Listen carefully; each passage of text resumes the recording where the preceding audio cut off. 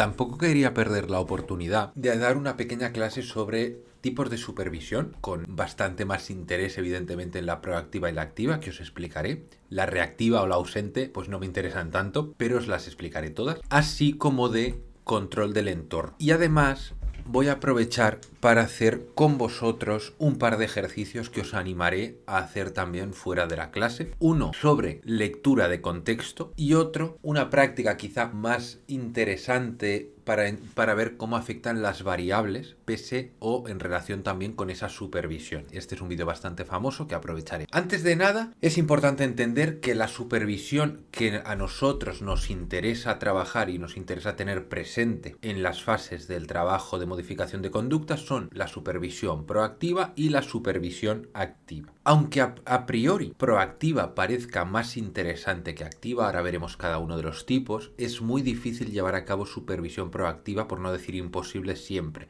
por lo cual la supervisión activa suele ser aquella que mejor funciona y que más flexibilidad da. Hay 5 tipos de supervisión, ¿vale? Y tengo un artículo ahí que os dejo en los recursos que creo que os va a ser de mucha ayuda. Es una traducción y una ampliación de varios artículos en inglés y que en el blog suele tener bastante éxito.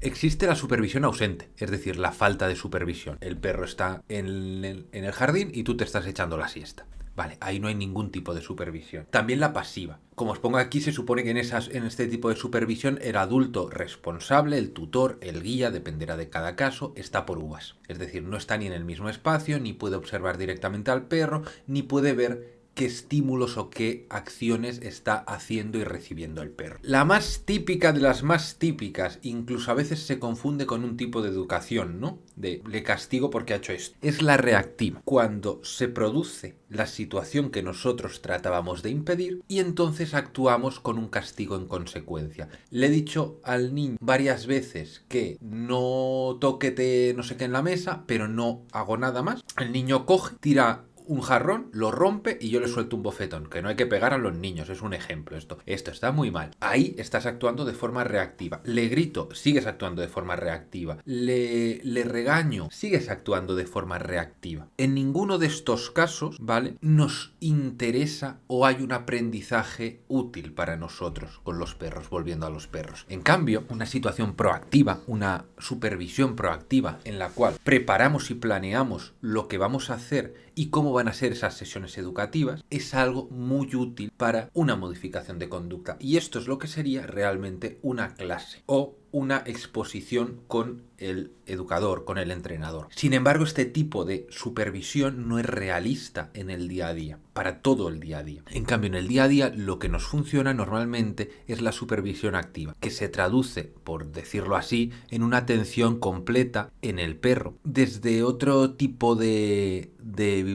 fuentes bibliográficas hablan de incluso supervisión total o supervisión con todos los elementos controlados, pero eso es irreal. Incluso en la proactiva para mí es irreal. Imagínate en la activa que simplemente estamos gestionando el entorno y las interacciones tanto buenas como no tan buenas de nuestros perros. Un ejemplo que a mí me sirve mucho para explicaros esto es la diferencia entre un niño en clase con actividades programadas y un niño en el patio con supervisión activa, que sería esto exactamente, por parte de los profesores que están encargados de cuidar el recreo. Evidentemente puede haber errores, pero la idea es que esa supervisión permita que los individuos, en nuestro caso los perros, se relacionen, pero con unos límites que no tienen ni por qué ver si mientras se relacionen bien. Y que cuando empieza a haber problemas yo puedo redirigir, puedo controlar, puedo sacar al perro de la situación, puedo separar a los animales en algún momento, etcétera, ¿no? Un ejemplo típico pues sería el típico parque para perros en los cuales los perros no tienen por qué entenderse siempre y puede ser necesario que en algunos momentos yo separe a estos perros de forma corta, durante un minuto, o prolongada y acabe la interacción. Una vez entendido esto, os he escogido esta imagen que creo que es muy chula, que es de Lili Shen, la misma chica que hizo las ilustraciones aquellas tan famosas de lenguaje canino, y os he planteado unas cuantas preguntas para que entendáis las dificultades de una buena supervisión activa. Si yo te pregunto cuántos perros hay en este parque, necesitas mucho rato para ser consciente de ello. Pero vamos a leer todas las preguntas o parte de las preguntas para poder explicaros cosas. ¿Cuántos mantienen conductas tranquilas? En un entorno así no podrías decirlo a priori en el corto plazo. Es probable que muy pocos, pero no puedes saberlo a no ser que hagas un estudio de toda la imagen. ¿Y cuántos mantienen conductas sociales? Es importante entender que dos perros se persigan el uno al otro. Bueno, si se persiguen el uno al otro es un tema. Que un perro persiga a otro perro no está definiendo una conducta social. Que un perro esté en un parque no está definiendo una conducta social. Que tres perros estén viendo el mismo estímulo, por ejemplo, aquí, que hay una paloma en el árbol o un pájaro en el árbol y hay tres perros mirando, ninguno de esos perros está actuando igual ni con la misma intencionalidad. Hay uno ladrando, otro más nervioso y otro curioso o interesado por lo que nos parece. Y una pregunta clave: ¿por qué creéis que apenas hay problemas en esta ilustración? Y una vez dicho esto, ¿creéis que no hay problemas en esta ilustración? Empezad a buscar problemas, ¿vale? Como ejercicio. Yo aquí tengo un problema, aunque no lo parezca. Un tío con un clicker trabajando con varios perros alrededor. Aquí tengo otro problema. Niveles de energía, de activación muy distintos. Aquí tengo otro problema un poco flipado, pero bueno, mola. Aquí tengo otro problema. Perros ladrándose por territorio, probablemente, uno más reactivo, tal. Aquí no sé si tengo un problema. Veo un perro sacudiéndose, puede ser por nerviosismo, puede ser porque se han bañado aquí en el superparque. Y si vamos mirando a lo largo de la ilustración vemos más cosas. Y aquí mi planteamiento para vosotros: ¿es posible una supervisión proactiva? Para mí, taxativamente, no. ¿Y activa? Considero que tampoco, porque muchas veces en estos contextos, como pregunto después, ¿cuál es la supervisión más habitual en este contexto? Reactiva, no hay supervisión, ¿verdad? Pero no siempre es culpa de las personas también. A veces también es culpa de exponer a nuestros perros, que no somos nosotros quien lo hacemos, evidentemente, a contextos que no permiten este tipo de supervisión. Hay demasiados perros en este espacio. Hay demasiada conducta idílica también, que probablemente no se suceda en un espacio tan pequeño. Y esto se debe a muchas variables, a muchos factores, principalmente las limitaciones de espacio, las barreras que hay en ese mismo espacio, los distintos tipos de energía o activación o actividad de los perros que vemos, la dificultad de controlar sobre todo un entorno como este por parte de los guías. Y a grandes rasgos, ¿este entorno es beneficioso para los perros de la imagen? ¿Para todos? Evidentemente no. Para algunos, sin lugar a dudas. Para un perro reactivo, ¿este entorno sería beneficioso mientras modificamos la conducta? ¿Qué opináis? Y después de modificar esa conducta, ¿qué objetivos tienes en mente cuando estás modificando una conducta de reactividad? ¿Crees que tu perro reactivo va a poder estar aquí con todos estos perros? Y os dejo una pregunta más abierta para terminar, que es que os planteéis si podéis controlar una situación sin saber cuántos perros tenéis alrededor y cómo se hace, si se puede controlar. Yo os digo que se puede controlar. Lo que pasa es que otro tema es que esto sea beneficioso. Controlar sin ningún tipo de estimulación aversiva, sin ningún tipo de castigo físico, etcétera, etcétera. Pero al final el mismo contexto puede ser muy generador de ansiedad. Fijaros que en esta imagen hay desde perros con un collar isabelino de estos, a perros trabajando, a perros descansando, a perros sin supervisión, porque no sé dónde están los guías de la mitad de estos perros, que esta es otra historia, a perros reaccionando de distintas formas y muy cerca, por cierto, han metido a los perros que reaccionaban uno junto al otro. Para entender esto un poquito mejor, podemos ver un ejemplo práctico sobre un espacio que se hizo bastante famoso, en el cual viven cientos o miles de perros. Os voy a buscar el punto más o menos en el cual eso se ve para que alucinéis. Aquí se ve algunos perros, aquí ya se ven un montón de perros, pero hay un punto posterior en el cual esto se ve a las mil maravillas. No me digáis dónde, pero lo hay. Y aquí tenéis este refugio. Y mirad la cantidad de perros que hay aquí. ¿Cómo es posible que estos perros no tengan problemas?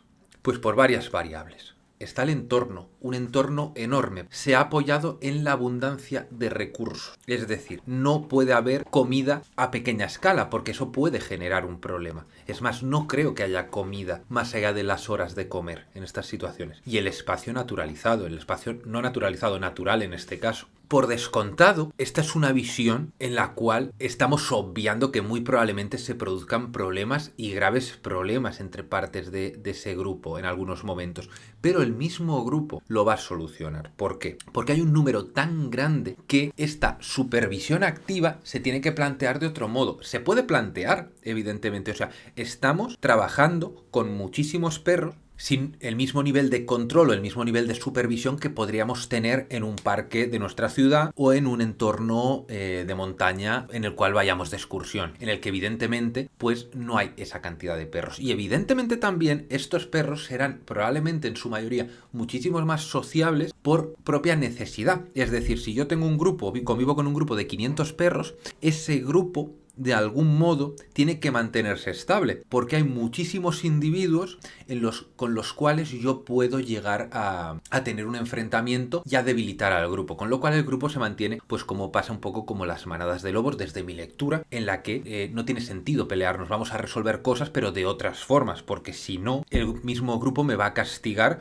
para mantenerse unido, ¿no? Hasta, por llamarlo de algún modo. Habría que valorar otros puntos, evidentemente, porque esto tampoco es un entorno natural. Natural no a nivel de espacio, sino a nivel de grupo social. Es un grupo enorme de animales en el cual se están dando conductas muy vinculadas a, pues, necesidad de algún modo. Y habría que ver si realmente no hay perros contenidos, no hay perros que realmente tengan niveles de ansiedad altos. En realidad parece que todo funciona bastante bien y yo estoy comentando puntos que creo que habría que valorar en estas situaciones, ¿vale? ¿Qué tipo de vida llevan? Si realmente todos ellos están a un nivel de bienestar X, que ya no hablo de darles comida, de darles cuidados, etcétera, sino de cómo el mismo entorno, el mismo grupo tan grande puede afectar a cada uno de los individuos. Y esto es algo muy importante de tener en cuenta, ¿vale? Como científicos, como educadores, como personas interesadas en el mundo del perro y como familias también. Y como eso no es algo que nosotros vayamos a vivir probablemente, a no ser que nos vayamos allí al territorio este a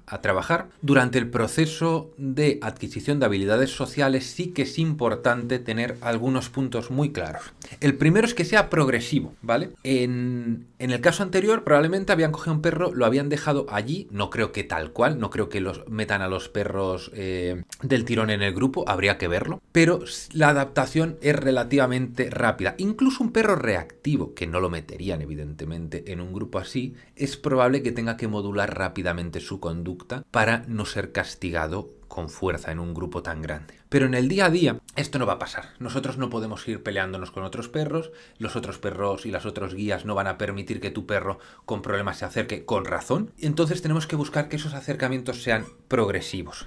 Y para mí es muy importante, como os comentaba en las clases anteriores de control, que este control sea metódico, ¿vale? Y muy centrado en las variables de intensidad, tiempo y distancia. Os he preparado esa imagen en la parte derecha para que veáis algunas cosas que me gustan y algunas cosas que no me gustan tanto. Para mí es importante que cuando paseamos un perro con conductas reactivas no haya tensión en correa, ¿vale? Yo cogí esta imagen justamente porque hay tensión en correa en esto y en la señora con el café no hay. El café, pues bueno, si no tiene problema tu perro, pues tómatelo. Atención, esta persona está escuchando música. Si este perro fuese reactivo de verdad, tiene un problema. Movimiento, ¿vale? La dirección puede estar mostrando intensidad, como pongo aquí, pero la distancia entre los perros es otro tipo de intensidad. ¿Cómo va a ser más intenso? Si el perro me viene por detrás y se me acerca por el culo, o si el perro va en una dirección opuesta a mí y se está alejando cuando ya le he visto. Probablemente lo primero sea más intenso que lo segundo, pero si acortamos esta distancia mucho con un perro reactivo, o esta distancia puede ser corta para algunos perros ya, pero digamos que no lo es para este perro, también estaremos aumentando la intensidad. Por otro lado, entorno y fenotipos. Acordaros que el fenotipo es la expresión del genotipo, es decir, el genotipo son los genes, el fenotipo es que el perro sea marrón, por ejemplo, que tenga las orejas levantadas. Eso es fenotipo. Y esos fenotipos pueden estar asociados a X situaciones, a X experiencias, ¿vale? Muchas veces hay gente que me dice, ostras, es que mi perro reacciona mogollón a este tipo de perro. Ya, porque hay una asociación fenotípica aquí, probablemente, que no está ayudando tampoco. Se habrá dado mayor o menor generalización con que le den miedo a los perros o siempre le habrán dado. Pero las experiencias con ese tipo de perros siempre han sido peores, con lo cual hay una expectativa y una predisposición. Y el entorno también es algo muy importante. Cuando vayáis con vuestros perros con conductas reactivas, necesitan, repito ya por no sé cuántas veces lo he dicho, espacios naturales, espacios abiertos, espacios en los cuales tengan mayor control.